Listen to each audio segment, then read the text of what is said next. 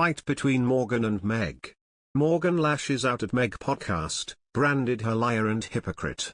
During Meghan Markle's fifth installment of her Archetypes podcast, she addressed negative labels are often used to dismiss women. The Duchess of Sussex discussed how she and other women are called crazy and hysterical to minimize their problems. Her guests included actress Deepika Padukone, comedian Jenny Slate and actress Constance Wu. Raise your hand if you've ever been called crazy or hysterical, or what about nuts, insane, out of your mind, completely irrational, the Duchess of Sussex, 41, asked the round table of women. Okay, you get the point.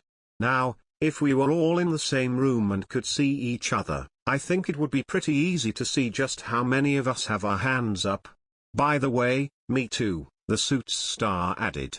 Meghan did not elaborate on who had called her such names, and she did not clarify if she was speaking on public perception. Taking to Twitter today, peers reacted to an article that addressed Meghan's most recent comments. It read, Meghan Markle, I've been called insane, hysterical and crazy. The uncensored host took the opportunity to speak on the Mum of Two's recent podcast. In view of his 7.9 million followers, peers wrote, to be fair, I don't think she's any of those things. Ruthless, hypocritical. But many on social media disagreed with Meghan's opinion. Social media users have since taken to the microblogging site, as they offer their support to Meghan. Twitter user, Stephanie tweeted, thank you, Meghan Markle, for giving a voice to women and bringing awareness to the tropes we women often face. Jen.Secretary penned, first time listening to Meghan Markle's #archetypes and I get the excitement all around it. A very thoughtful, well-created podcast for everyone. Morgas commented, this episode was heavy. I'm trying to work after listening to it and I can't get out of my feelings. She's doing a fantastic job. Denise Newton remarked, keep going Meghan. Your show is empowering, inspirational, impactful and uplifting. You know your story and experiences, please keep sharing. Rise above the wicked noise and continue to soar because you're positively touching millions of lives. You are absolutely winning. The Brazen penned, wow. I am blown away by the content of these conversations. I loved this week. Cried a little too much, though. My girl knows how to get at the heart of an issue. Meghan later added on her podcast, calling someone crazy or hysterical completely dismisses their experience and minimizes what they're feeling. Royal expert Tina Brown has some things to say to Meghan Markle, let's call it constructive criticism for the sake of clarity.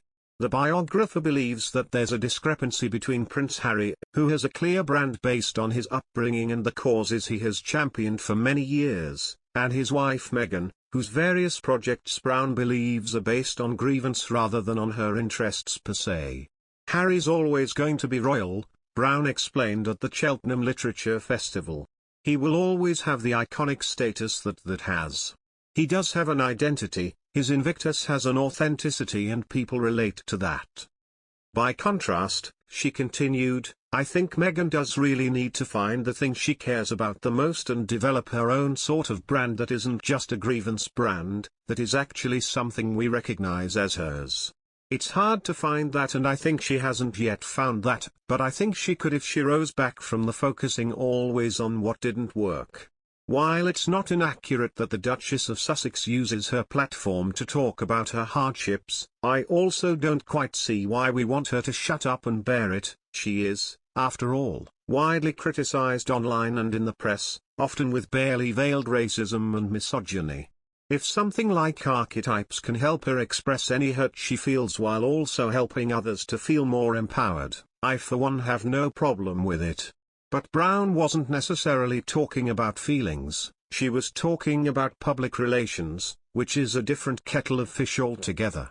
The Sussexes didn't realize how hard it was to create a rival platform. You're essentially at the mercy of PRs, she continued.